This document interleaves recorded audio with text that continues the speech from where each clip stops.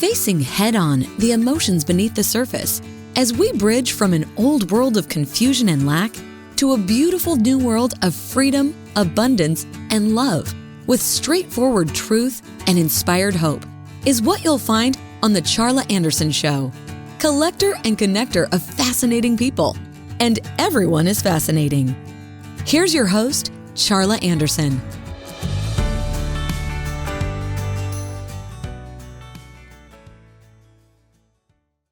Good, beautiful, beautiful day, you beautiful, beautiful souls. And this is Charla Anderson, host of the Charla Anderson Show, collector and connector of fascinating people. And everyone is fascinating, especially you. We're on this extraordinary winwinwomen.com and .tv platform.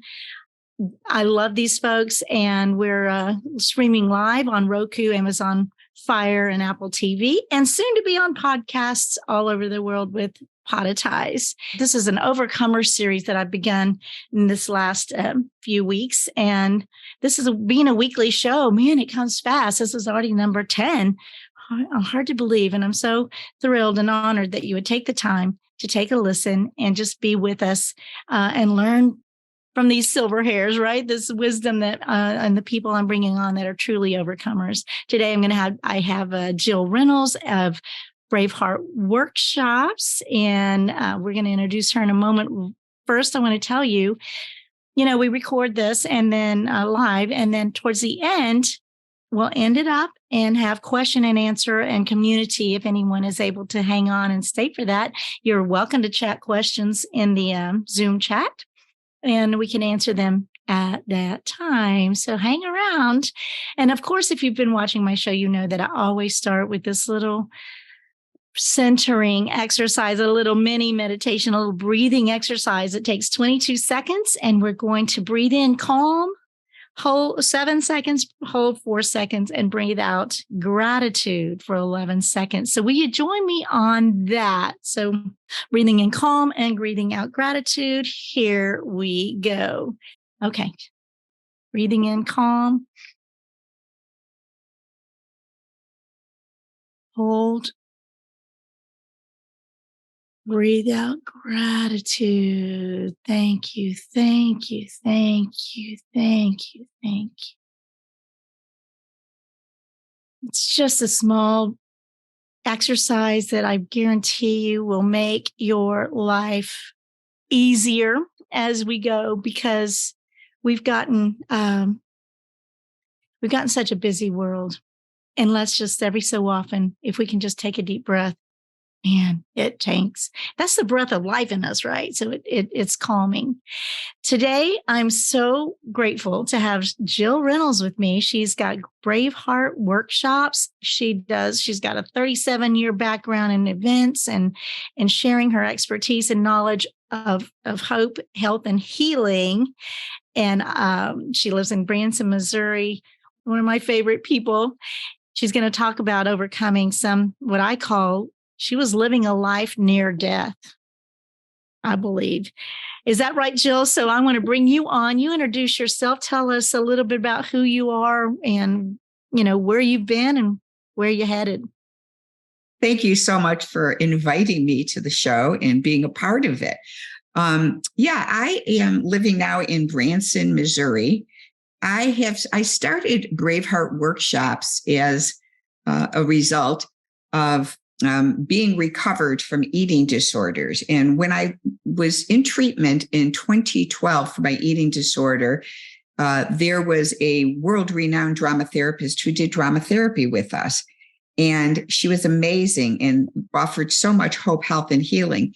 And so in 2012, I was in a major car accident at O'Hare Airport, where I was leaning inside of my vehicle in a car driving 30 miles an hour, smashed into my open car door, throwing my body to the left as I was bent over, and I was standing outside and I was bending inside. So I had to have 2 new knees, a new hip, and it left me permanently disabled. And so the trauma put me into treatment 5 different times for PTSD and eating disorders.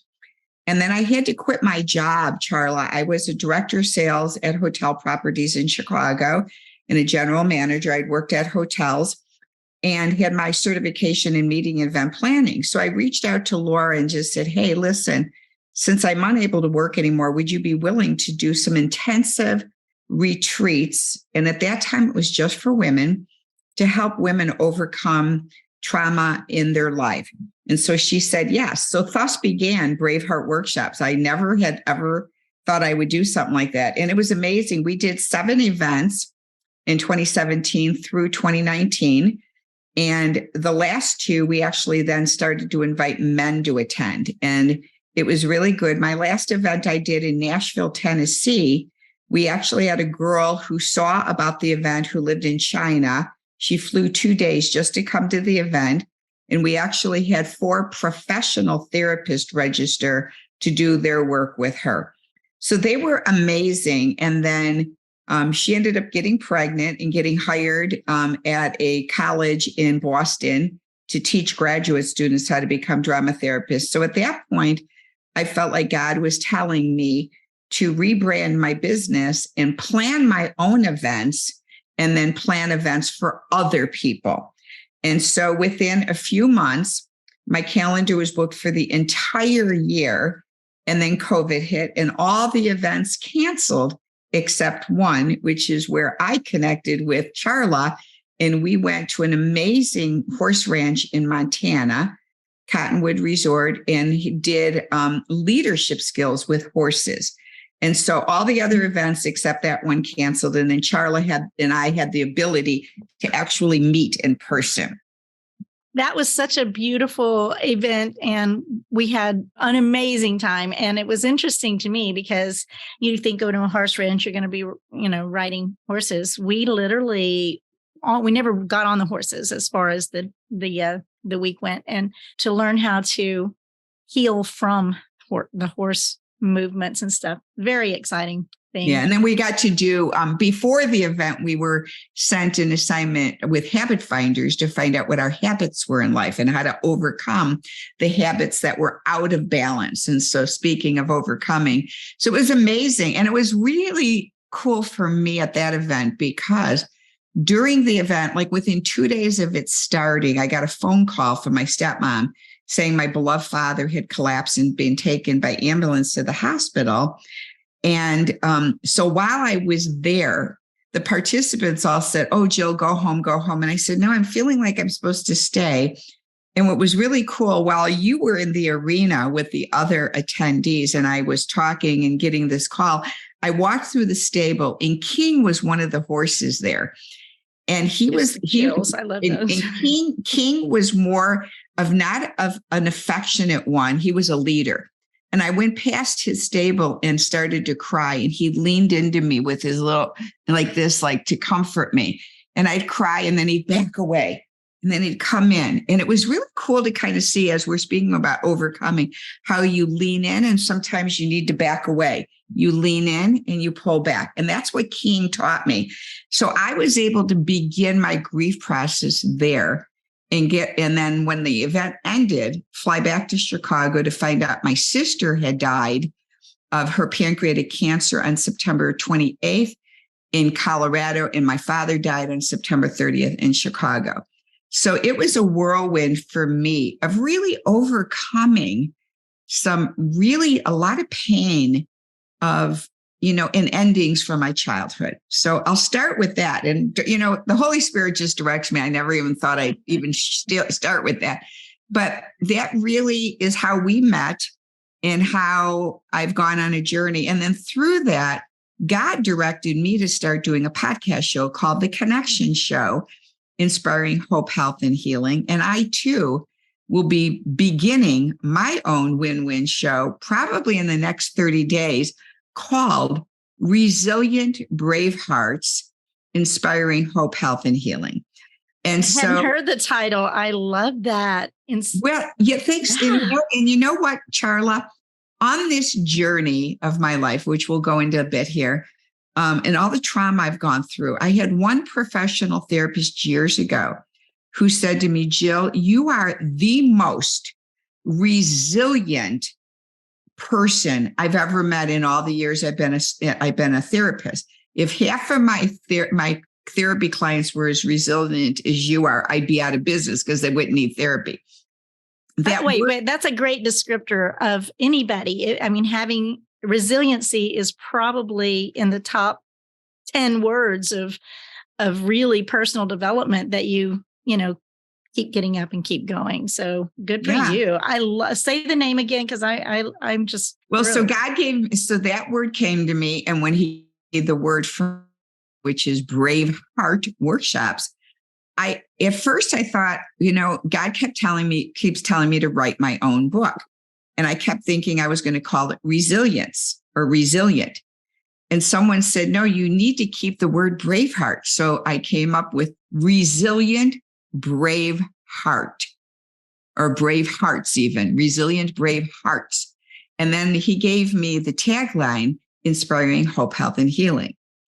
And so, and I may throw in too, because now Esther, the play Esther is playing in Branson, and Esther is and was a courageous and fearless queen who saved the Jewish people from being killed by King Xerxes. And so, yes, so let's put it on. And so the tagline in Queen Esther is she was chosen by God for such a time as this. So God told me now to help women and do an event in Branson called Resilient Brave Hearts for such a time as this, inspiring hope, health, and healing.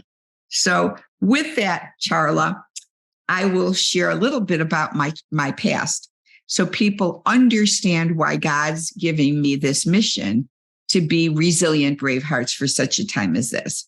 And did you hear? I got this word right before the show to call you were living a life near death in your late 20s. That came to me when I was like that's. Well, I should have died many times in my life, so I'll start us on a quicker journey, and then bring us to those instances. So my mother was raised by a Greek father who was 30 years old and a mother who got pregnant at 15 with my sibling, Gwen. So my sister was born when my grandma was only like 16, 17. And then my mother was born after that. And so her parents divorced and she was put in a boarding home. And my mother was on her way to go visit her mother because they got divorced on Halloween. And she was going in an elevator, those old elevator doors, Charla, if you remember, that had the gates on it. And as a little girl that's excited to show her Halloween costume, she was kicking her feet at the gate and her toes got caught and cut off in the elevator. So she was put in a wheelchair at 7 years old. And the man in the boarding home picked her up out of the wheelchair and he raped her and said, "Don't ever tell anyone else, I'll kill your brother." So at that point, I really believe my mother started to be into a disassociated state. And as a result, I think she really was a borderline personality disordered person. At 17 years old, my mother's brother got sent off to war. And my grandfather went to Greece on holiday and left her alone at home. While he was on holiday, so my grandfather had to be in his 50s by now. He met a woman who was only about 23 years old and impregnated her and married her and brought her back to the United States. So he only knew her for 2 weeks. And she walked in the door, barely speaking Greek. And every time my mother would clean house, she'd say, "No good, no good, no good, Panayata." So as a result of this, I really do believe she wanted to get away. So she met my father, who was smitten to her, who proposed. And so at around 20, she married my father. And just to get out of the house, I believe, really. I think she loved him, but she got away. So she had my sister. And within a few months after my sister was born, found out she was pregnant with me. And I think she was so distraught having a first child who was a bubbly, energetic, like energizing bubble, bunny rabbit running around the house. She gets pregnant again and she did not want a second child. And it was me.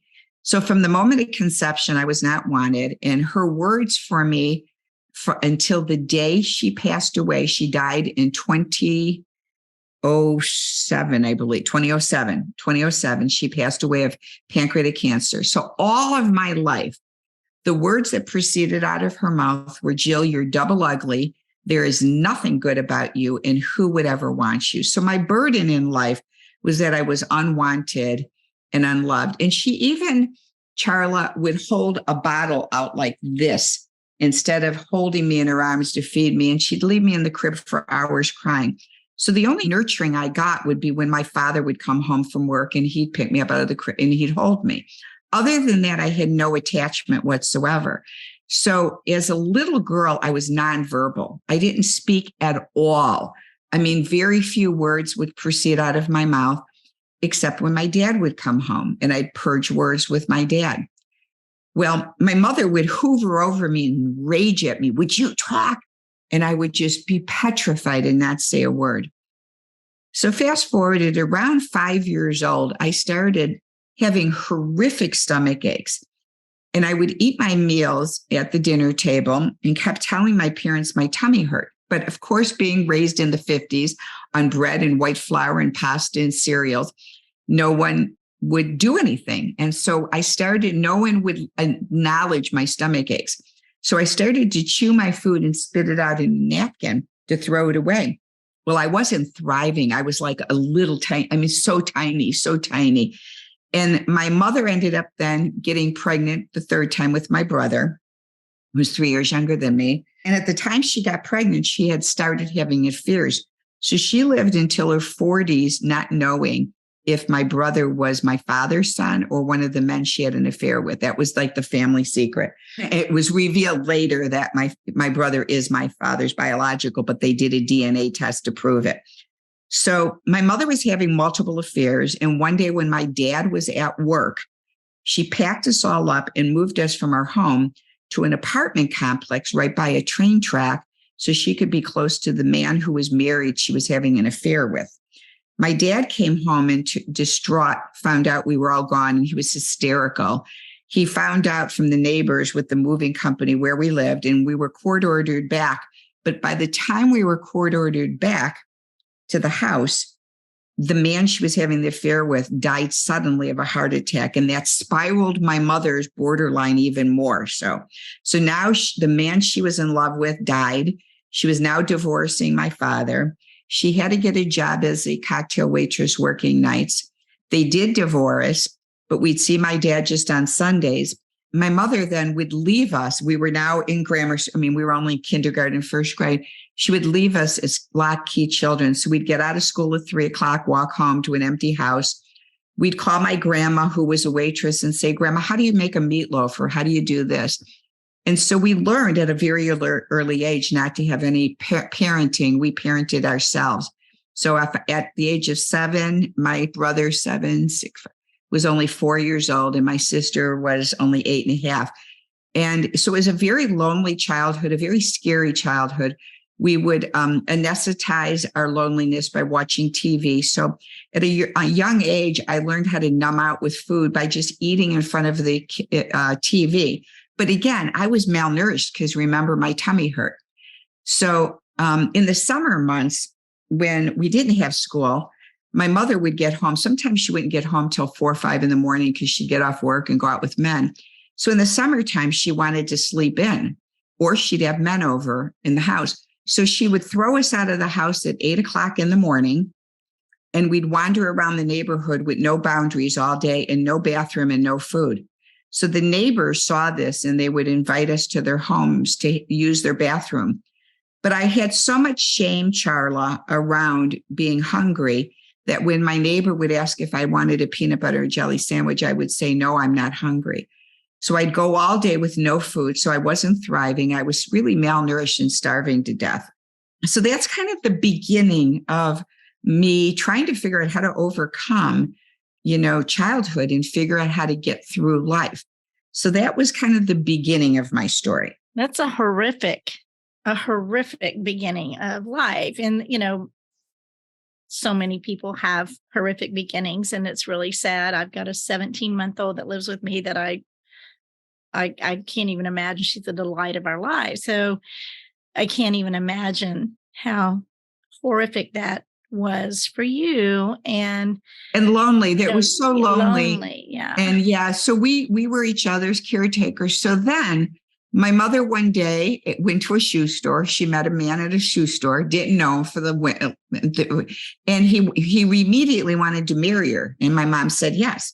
So here she is, only, maybe within a year divorced to my dad, meeting a guy she didn't know. He moves in with us. And so one night, my sister spent the night at my grandma's, and it was just me and my brother. And he and I shared a bedroom together. We had twin beds. My sister had her own bedroom. I can't know why we didn't share, but we did. So one night, and we only had one bathroom downstairs, and our bedrooms were upstairs. So one night, I had to go to the bathroom, walk downstairs, and saw a silhouette of Marty in the dining room with a knife in his hand. When I got upstairs, I started hearing screams outside, and he was chasing my mother in the front yard to stab her. I watched her fall to the ground thinking he had killed her, and then saw him running towards the house. So I grabbed my brother, who was sound asleep. I picked him up at 7, pushed him under the bed, and he was sleeping. And under the bed, I put my hands over my ears and quit breathing so he couldn't find us. And I almost died because I held my breath so long and was petrified. And then the next thing I knew, my dad was called. And so I was under the bed for quite some time, at least a half an hour or longer. And I just kept holding my breath, and I was blacking out. And he got us out of there. My mom was taken to the hospital. He had only injured her in her leg, and he was taken to jail. Well, when he was in jail and my mother was released from the hospital, she went to visit him in jail to walk in to find he had 2 other wives. He was a alcoholic. He was a bisexual who molested my brother and me. And he was a bigamist, married to 3 women. So that was my first stepfather. They divorced. So that was trauma in itself. And again, we continued to be Lock-Hill child. And then in junior high, my mother met her third husband, my second stepfather. Well, he turned out to be an alcoholic, passive aggressive, who would dress up in women's clothes to have sex with my mom. So there were no sexual boundaries in our house. Doors were left open, Playboy Hustler magazines everywhere. He'd walk past me and grab my breasts or my buttocks and tell me how beautiful I was. And again, remember, my mother hated me. So when my mother saw this, she would rage at me and pound my head into the wall and tell me she hated me even more because she thought Tom loved me more than her. So the abuse perpetuated. So about this time in my life, my sister, again, remember, she was the bubbly girl. She was an orchestra. She got chosen as the homecoming queen and went to dances. And I was that little lost little girl, lost child who was really ugly duckling kind of thing, right? Well, I was actually gorgeous, to be honest with you. I was thin, but really beautiful, but I was so lost and quiet. And so one day I met a boy at a dance, and he asked me over to his house, and he was 17 and I was 14. So I went. And I remember distinctly what the house looked like. The color of the couch was flower, where the big glass window, in his living room was. I sat down on the couch and we started to talk, and he leaned in to kiss me. And then he pushed me down on the bed on the couch and pulled my pants down, and he raped me. And after he raped me, he says, "You can get up now. I've broken your cherry and made you a woman."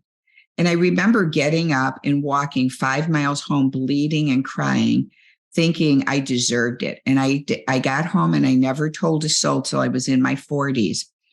And so as a result of that date rape, I ended up then feeling like I discovered, I was a freshman in high school, I discovered rage and anger. So I started raging now instead of keeping everything quiet.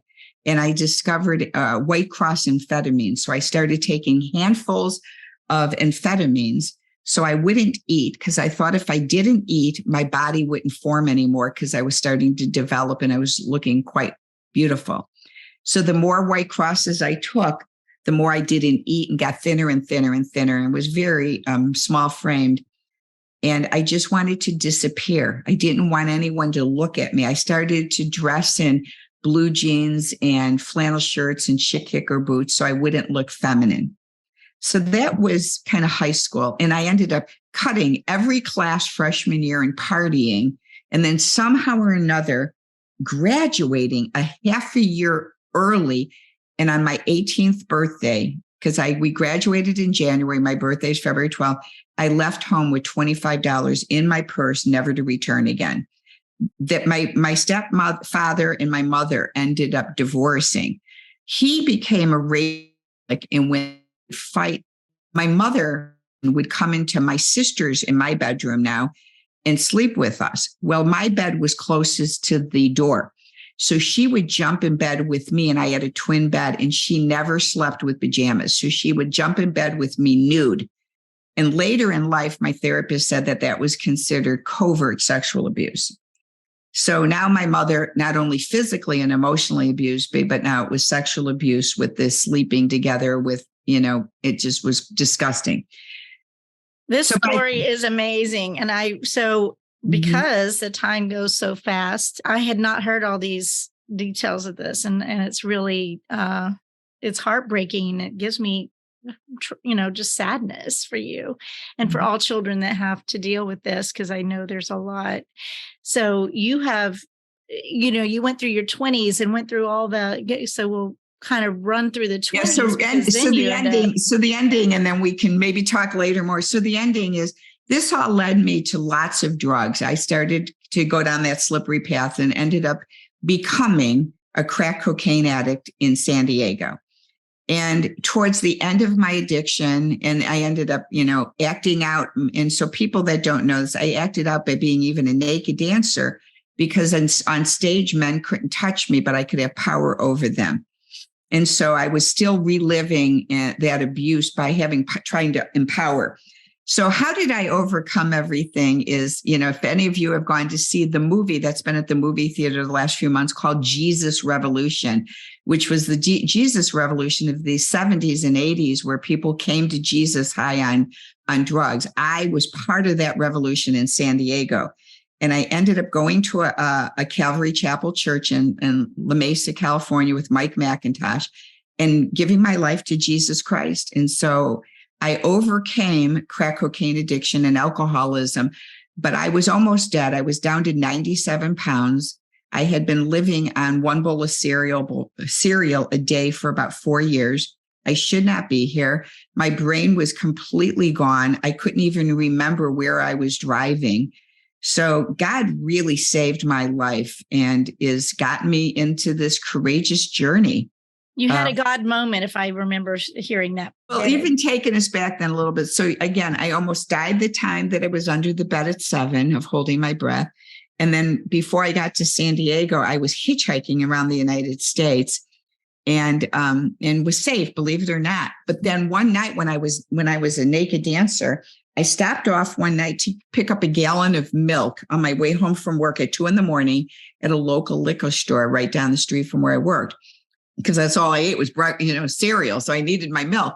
And a black gentleman, was a big husky black gentleman, walked towards my car out of the liquor store and said, "Hey, ma'am, I don't have any money for a cab. Could you give me a lift to the Navy base in San Diego down the street?" And my first instinct was, no, it's 2 a.m, Jill, no. But then something inside me says, oh, don't, you're just being prejudiced because he's a black guy, give him a ride.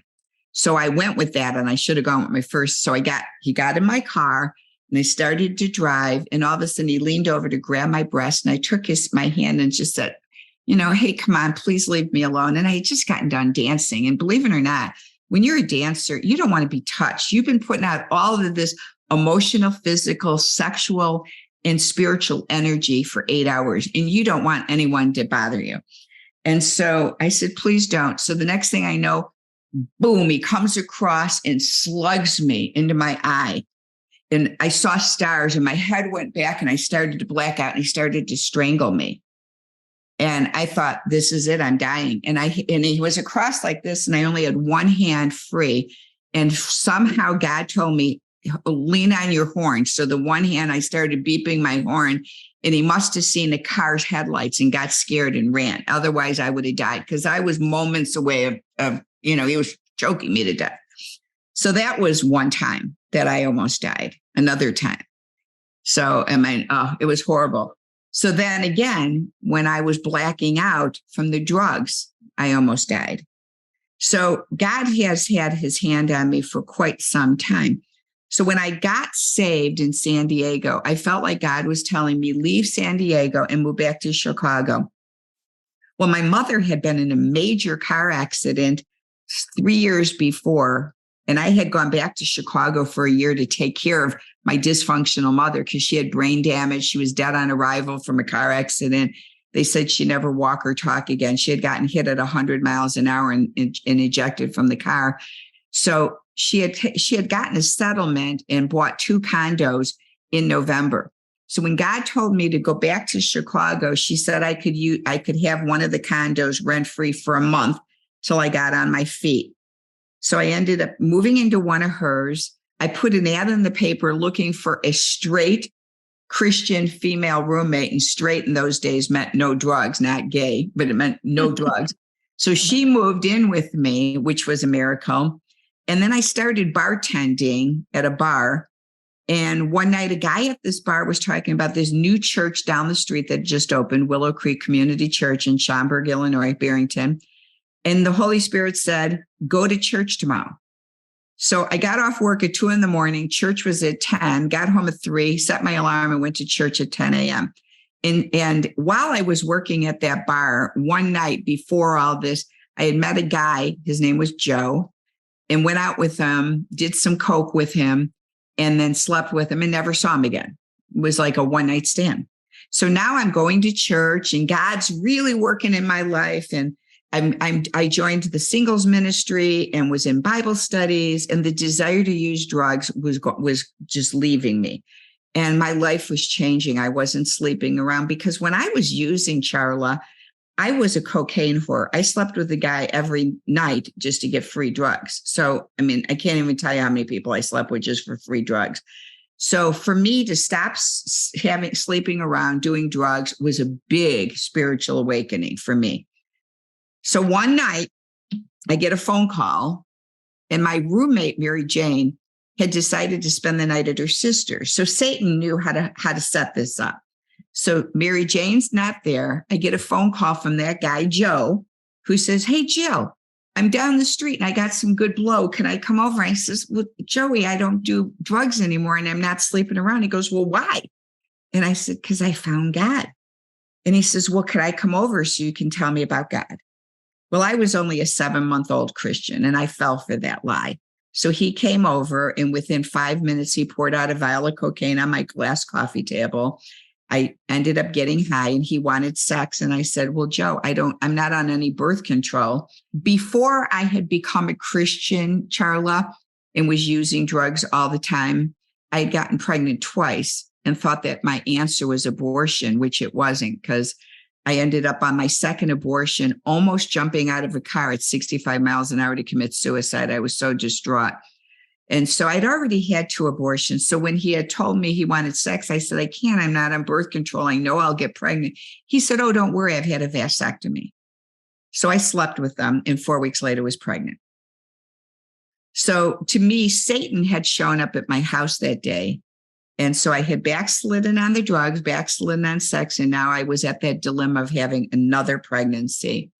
And so I wanted to reason with God and just say, hey, God, please give me permission to have one more abortion. Like God's really going to give me permission to murder a baby. And I said, because I said, I'm too embarrassed and humiliated and ashamed to let my friends at church know that I had sex outside of marriage, because there's only one sin we can't hide behind. And guess what it is? Sex that leads to pregnancy. You can't, the whole world knows what you did. So I wanted to end that pregnancy so no one would know. Well, one night, 3 days before my abortion, God led me into taking a hot bath. And in the bathtub, as I was crying out to God, I literally could see Jesus walking down the path on his way to be crucified, carrying the cross, being beaten, mocked, spat on, and ridiculed. And he looked up at me from the ground bleeding. He says, Jill, Why do you care what man thinks of you when I've suffered more embarrassment, humiliation, and shame than anyone in the world would ever face? And I've done it all for you. So I canceled my abortion, and that was 41 years ago. And I had my son, and he's 40 years old. And I now have 3 amazing grandchildren, all for the result of God showing me that he is the essence of humility. And I wrote that chapter in a collaborative book called Fiercely Faithful that I'm authored in. And the title of your chapter in there is Humble. Is the essence of humility. The essence of humility. Very nice. So very cool.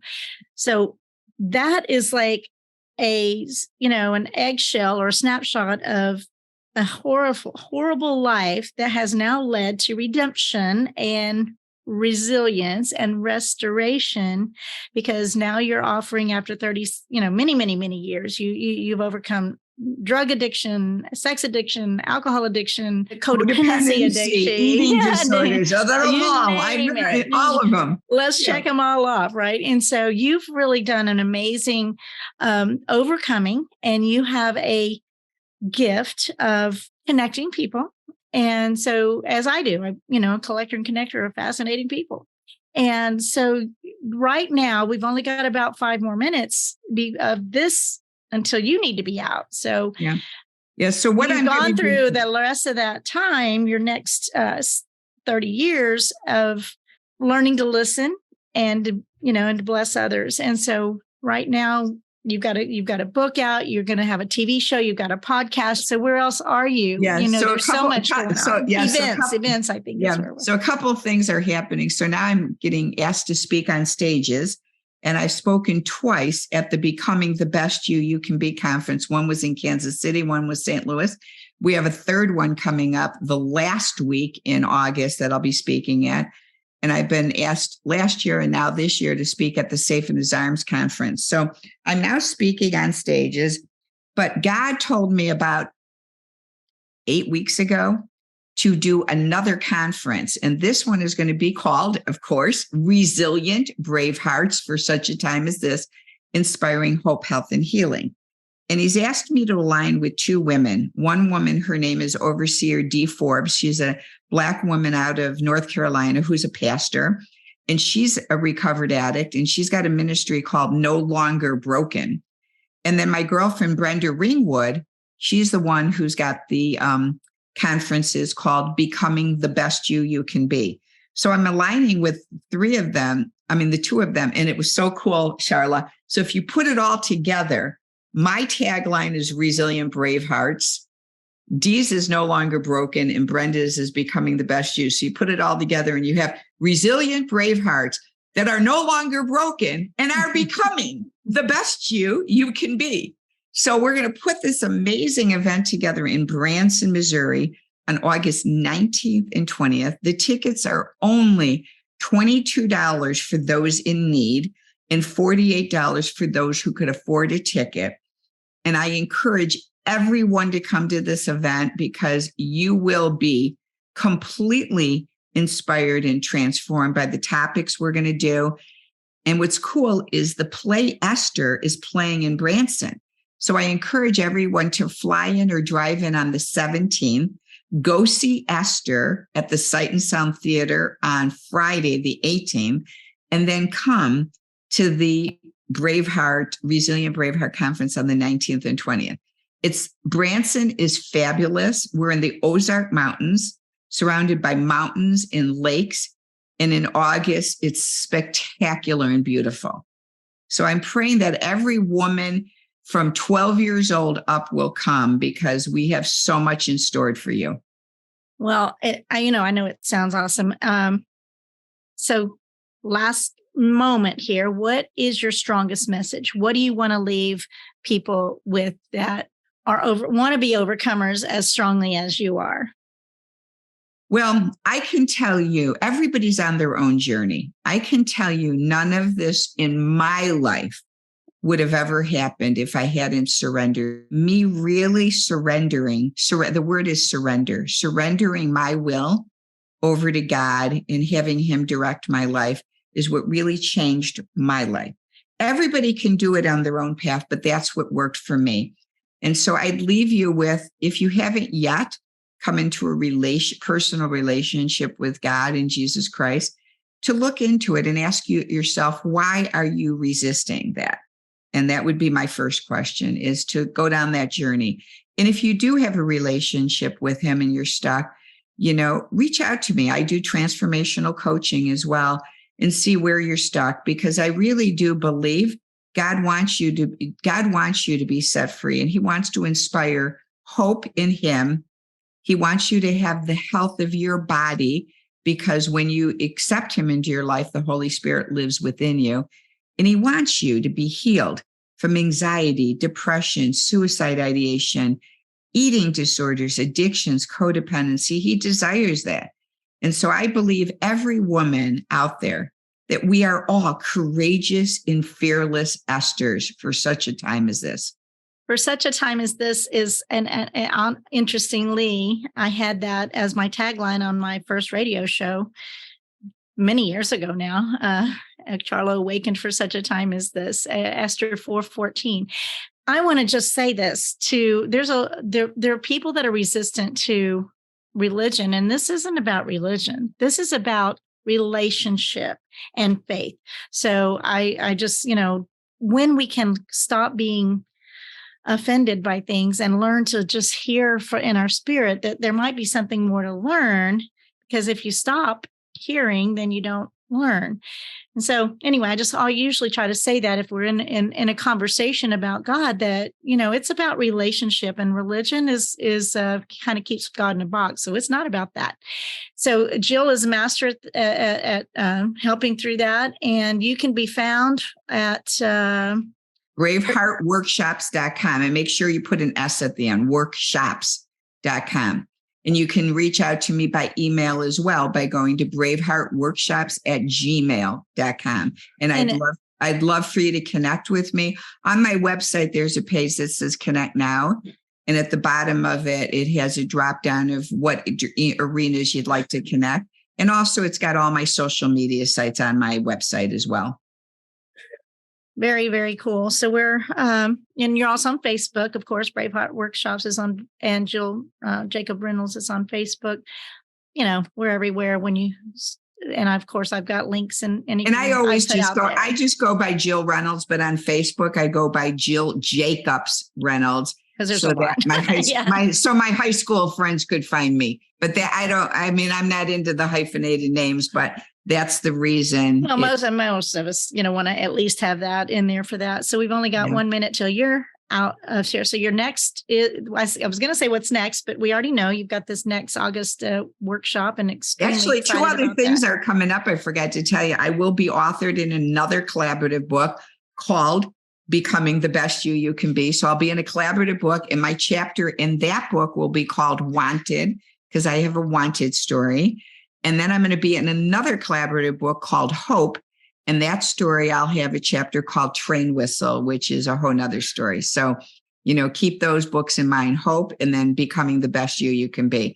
But I have to run. I love you so much, and I'm so grateful you gave me a platform. And really, ladies out there, I'm not begging you, but I'm really encouraging you. I'm encouraging you to drop everything and come to Branson. Charla, I want you here just to participate and hug you and love on you. And I just think we'd have a blast together, all of us ladies together in Branson, Missouri in August. And I also am a fabulous water aerobics teacher. So if you come and we hang out at the pool, we can do water aerobics.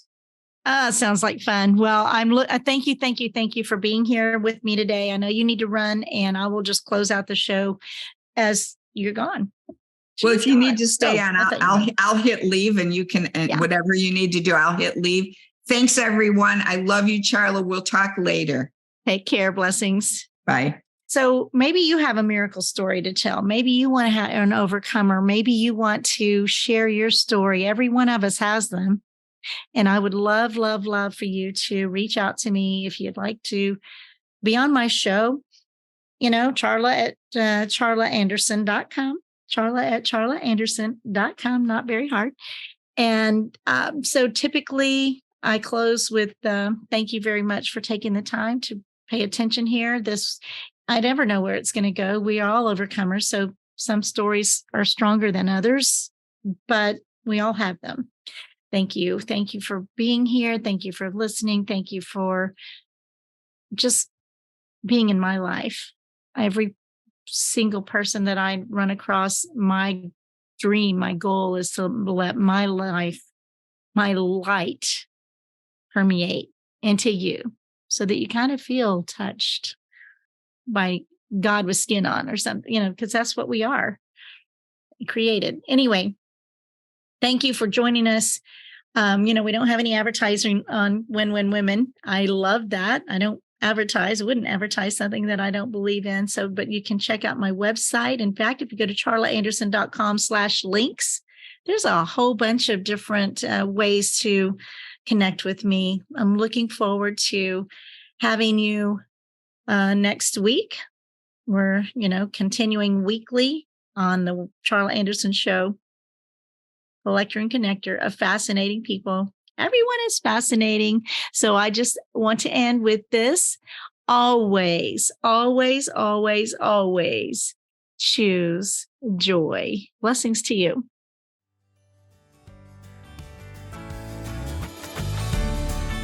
Parting is such sweet sorrow. The Charla Anderson Show, encouraging you to stand strong and courageous with bold faith, no fear, immense hope, kindness, and love, especially towards yourself. Visit charlaanderson.com for replays, blogs, and more on her ever-expanding website, as well as watch her live TV show on winwinwomen.tv, Roku, Apple TV, and Amazon Fire. And so that we can continue learning together and growing this community of beautiful souls, we invite you to share the Charla Anderson Show with your circle of friends. Until we meet again next week, remember always, choose joy.